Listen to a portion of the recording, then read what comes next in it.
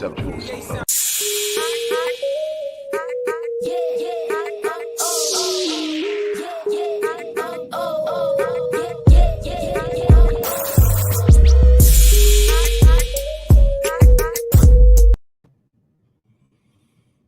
Hello, everybody. Dr. Rick Wallace dropping in on you. Hope everybody is having a great start to the week. Look, hope that you enjoyed the weekend. Hope that those of you who celebrated Valentine's Day enjoyed the time you spent with loved ones, or however you celebrated or did not celebrate it. I hope that you are in a good place, a good state of mind. You're focused and you're ready to go. Today, I want to talk to people who are struggling in one way or another with self-confidence in some area that is impeding you from experiencing life at the level that you believe you should be experiencing it. So what I'm talking about is the person who knows there's something better, the person who desires something better, but for whatever reason, you are not taking the necessary actions, not moving in the proper way,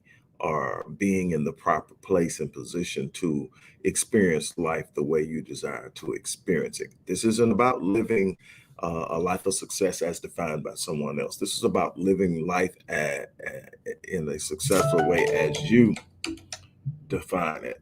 And um, for those of you who are looking to make changes, those of you who are desiring to do something different, please check the description box, because there are a couple of links down there that you really want to take advantage of. One is the holistic transformation, 30-day transformation course with yours truly. That's 4 weeks with me, and I guarantee you won't be the same. Check in with some of the people who have worked with me in the past. They normally check in throughout here. Anyway, let's talk. First of all, self-confidence is the result of the merging of activity and application, and a commitment to being better, consistent commitment to being better and moving forward. You can't sit around thinking that you're going to all of a sudden have a level of confidence that moves you without consistently moving towards what it is you need to become. Remember, you don't get in this life what you want, you get who you are. So if it's something you want that you don't have, it's because you haven't become that yet. So then you must decide that I am going to become the person that is capable of doing X, Y, Z. And so every morning, the first thing you need to do is you need to wake up and you need to find a reason to be thankful. You need to find a reason to be grateful. And then in that, you must then make a couple of declarations. The one declaration that I want you to make every morning is, I am what I choose to become. I am what I choose to become. You are literally, whether you know it or not, choosing the destiny that you will live out of this life by choosing how you engage every day. Are you pursuing a better version of yourself? Are you intentionally growing and learning and advancing yourself in a way that will ultimately produce the type of person that can live the life that you can be satisfied and fulfilled with? That's the question. So you must remind yourself every day that I am what I choose to become. What am I going to choose to do today? I can tell you right now that while some don't want to admit it, the people who are really getting onto this world, the people who have done some phenomenal things, at the core of it, we are not extraordinary in the sense that there's something about us that's better than everybody else. That's not the case. What we do differently is we choose to wake up and make decisions that are extraordinary. We choose to move in a way that's different than what the average person is doing. And what that means is you don't get off. You don't get a pass. You don't get a pass.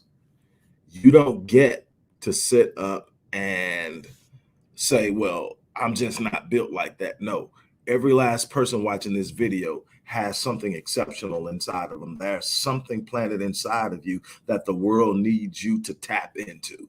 The world needs you to be a better version of yourself. You're not just here for you.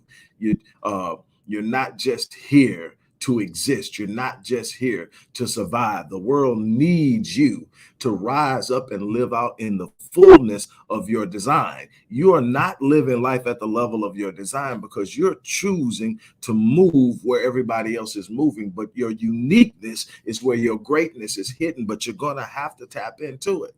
Now, let me tell you something. A lot of you are balking because you're allowing discouragement to dictate how you move. And let me tell you something, discourage can be a very dangerous and toxic reality. Discouragement has a way of creeping into your life secretly and unnoticeably until it's there. Then it's got your mind and it's got you thinking negatively. It's got you expecting the negative, expecting not to win, expecting to lose, and not thinking or trying to advance yourself. Shoot, man, discouragement has the audacity to hide behind the smiles of people who are in your circle that say they love you. Check it. You better check it. There are some people close to you that are a great source of your discouragement. You're going to have to find a way to be aware of the people in your circle and deal with them accordingly, because if you're not careful, that smile that precedes the discouragement will have you softened up for it and vulnerable to it, and you will fall into that cavern of discouragement and dismay and sadness, and you will never ever rise to the full level of what you're capable of because you have allowed discouragement to be the driving force behind the decisions you make and how much energy and effort you put in. Let me tell you something else. You want to know the difference between the winners and losers in this world? It's real simple. Losers fall or fail and refuse to get up. Winners fall and fail and get up every time. Nobody gets through this life without failure. Nobody gets through this life without falling. It's about how many times you're willing to get up. I tell people all the time, at the end of your life, how your life is going to be presented and how your life is going to be perceived will be determined by one thing. Did you get up at least one more time than you failed? And that's it. If I fall, I'm going to get up. Matter of fact, when I fall, I'm not even looking for what caused me to fall. I'm not even looking for I'll figure all that out in a minute. The first thing I'm going to do is get up. That's one thing as a football player you learned, and I played offense. So I'm constantly, people's job on the defense is to knock me down.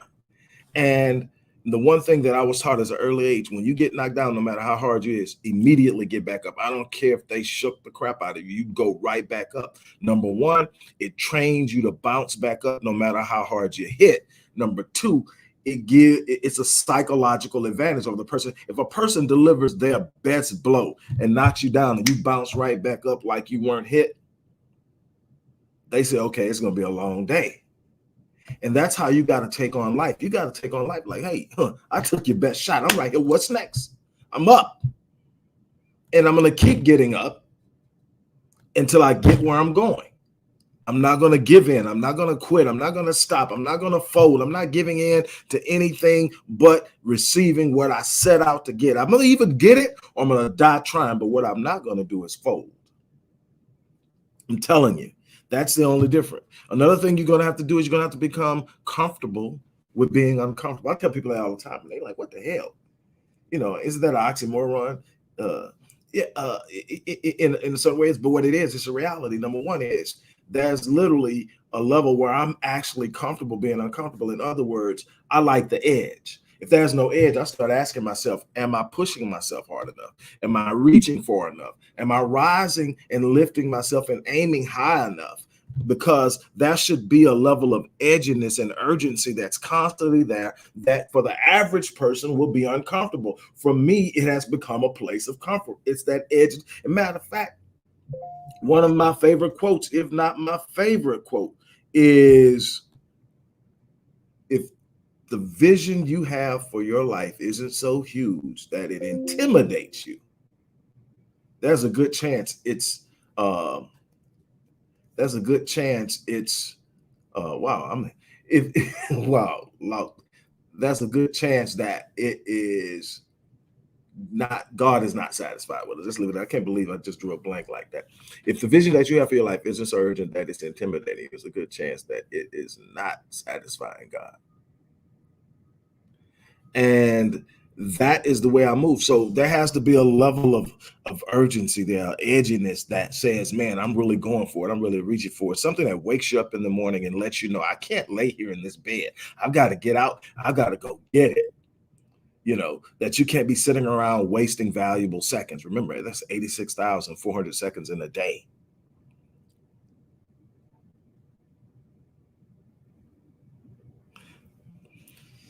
You got to hold yourself accountable. It's going to take courage to pursue success, and it's going to cost you. Another reason that people don't get where they're going is because they're not willing to pay the price. They want all of the prizes. They want all of the promises. They want all of the things that they see other people have, but they don't want to pay the price. They want to be able to sit up in their mind and say, this is what I want. And there'll be some door that opens and they walk through and they grab it.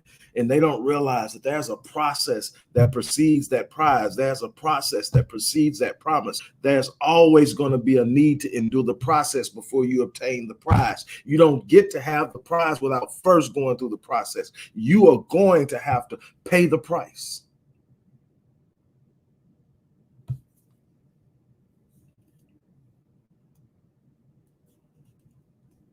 You're going to have to take every single day and make it a focus and a commitment to walk the race. This isn't about showing up and winning in a moment. This is about having a consistent commitment to show up every day, a consistent commitment to practice and hone your skills. Here's another thing.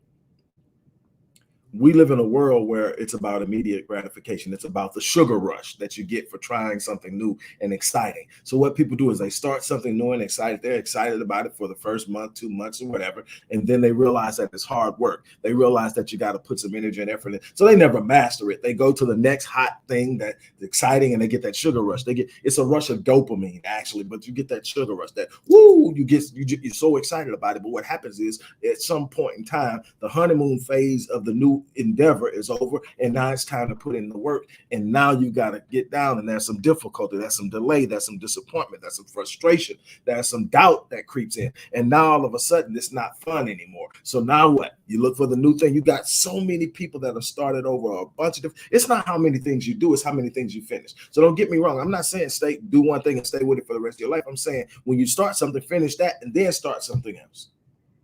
I've done a bunch of things that I'm excited about, that I'm proud about, that have left, that I have ensured that I've left a mark in this world. If I die today, I've left my mark. But I guarantee you, it's because I finish things when I start them.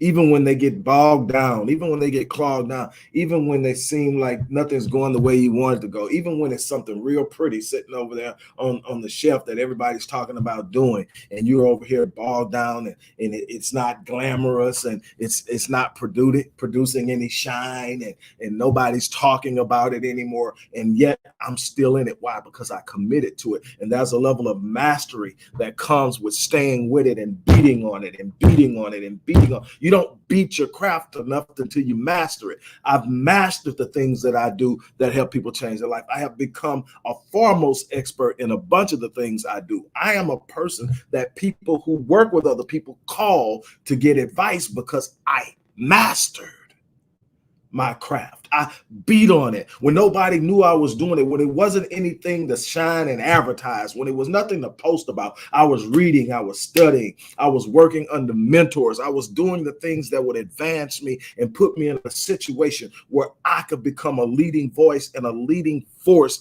in helping people change their lives.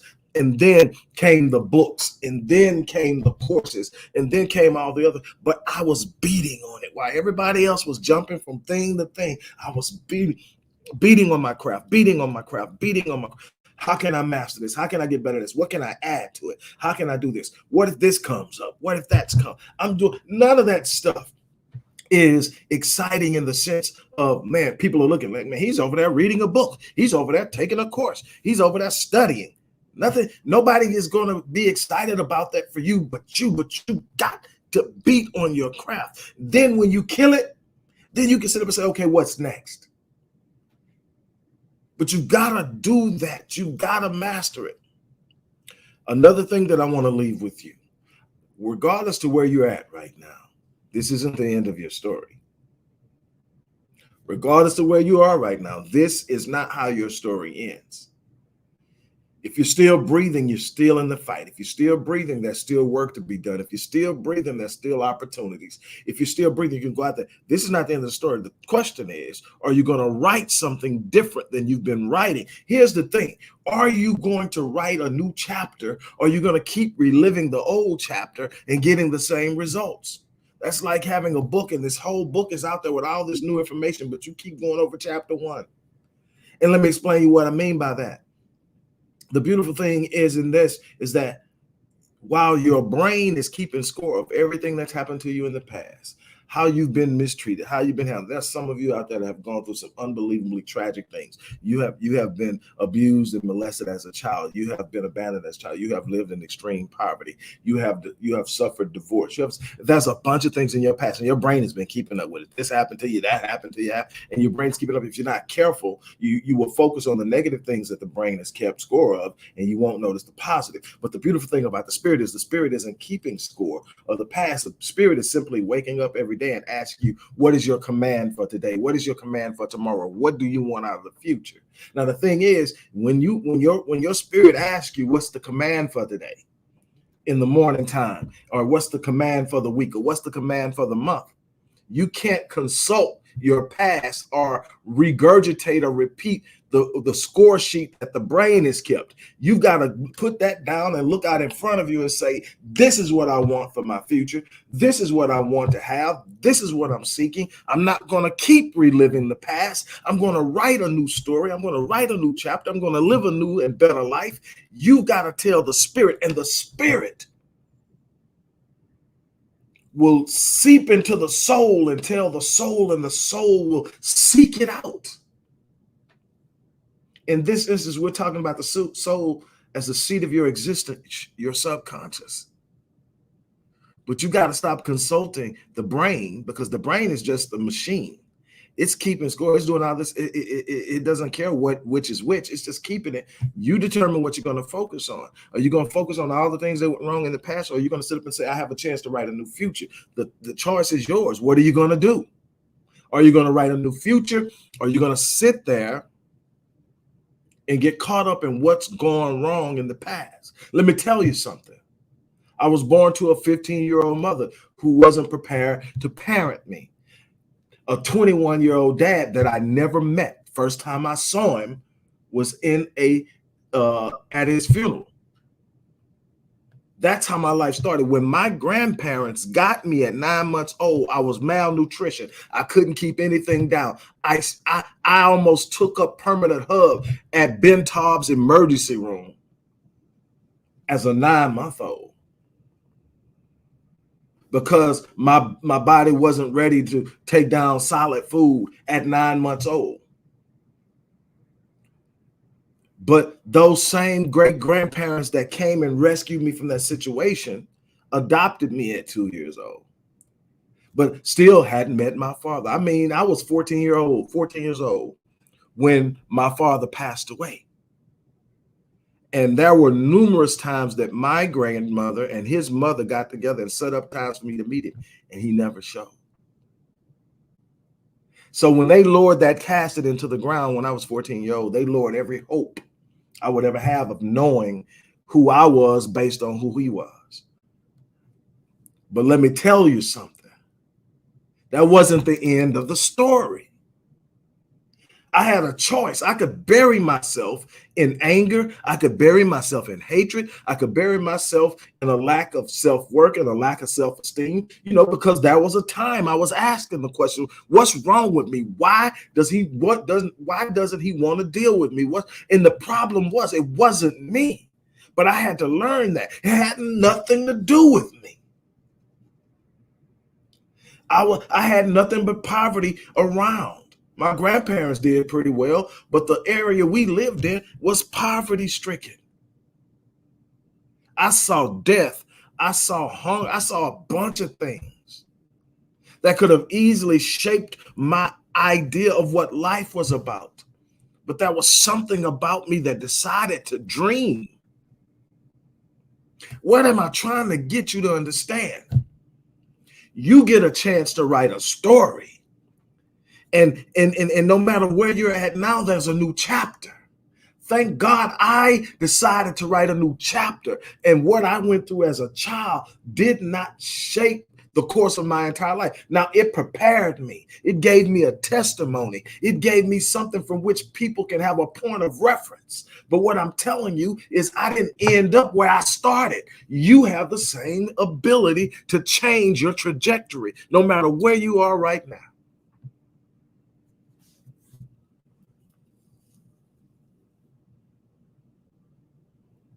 Finally, a lot of people are operating from fear. And when I first realized that, I was like, man, it's the fear of failure. And what I realized is, while there was a fear of failure, that wasn't the greatest fear. While there was a fear of falling, that wasn't the greatest fear. You know what I found out? The greatest fear is? The greatest fear is the fear that you will never take flight, that you will live your entire life and no one would ever see the light and the shine and the breath of your greatness, that you will live your life and you will have simply existed. But the thing is, you don't know where to get started. You get started by taking the first step, by waking up and saying, I am what I choose to become. And then you got to decide what it is you want to be. And then you got to stretch out. And the beautiful thing about some of the greatest points of your happiness are going to be simply the progressive moves you make towards being something different. Progress is the source of your happiness. When you look up and say, man, I'm not what I was yesterday. That's feeling, man, I'm telling you, there's nothing like waking up knowing I'm not going to be the person I was yesterday when I end this day. There's something about that. No, I'm growing every day. If I'm still breathing next year, I will not be the same person I am right now. I'm going to be better. And I'm going to be better intentionally by choosing where and how I'm going to go. I'm trying to get you to understand that you're not stuck where you're at. Get out of chapter 1. Write chapter 2. After you get chapter 2 written, you're going to learn some lessons in living out that chapter you've written. And then it's going to let you write a better chapter the next time you're going somewhere.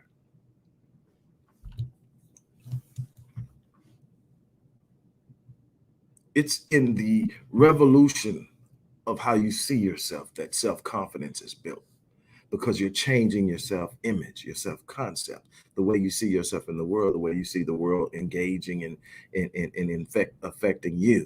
And it's in that you get self-esteem and self-confidence. But you got to go out and you got to establish, I am what I become. I am what I choose to become. I am what I choose to become. I am what I choose to become. Not what someone tells me I am, not what someone sees in me themselves, not how someone else defines me. I am what I choose to become. On that note, look, it's time for you to make that change. Make today the day that you change it. For those of you who want a chance to work with me, the link is in the description box. I would love to work with you in a program called 30-Day Holistic Transformation. It's 4 weeks of working with yours truly to develop a specialized program to develop habits that are conducive to success. In 30 days, you can build habits and you can replace old bad habits. That's what this program is about, is transforming your habitual behavior. For those of you who aren't, there's another link in the box that will take you to some additional resources, some free, some paid. But find you a resource, whether it's paid, whether it's free. Find you a resource and take an action today. Commit to taking an action today. I would love to work with some of you. If you're really truly committed, this is a way to work with me in a short period of time. My best work is done in long programs. My best packages are from 12 weeks up to a year. Those are the clients I work with primarily in one-on-one, but this allows an individual to get hunkered in and anchored in proper behavioral shifting and changing, and some, as well as some paradigm shifts. So in that instance, look, if you're serious about it, you can do that. But whatever you do, you need to find a resource and take an action today. That's something you got to commit to yourself. Because look, what George Bernard Shaw said, those who get on in this world are the people who wake up and go out and find the circumstances and the opportunities they need. If those opportunities and circumstances don't exist, they create them. It's that simple. There's no perfect timing. There's no perfect opportunity. You're going to have to go out. You're going to have to make some decisions. You're going to have to invest in yourself, and you're going to have to start moving. Every day that you waste, that's 86,400 seconds that you never get back. On that note, I'm out of here. You guys have an unbelievable day.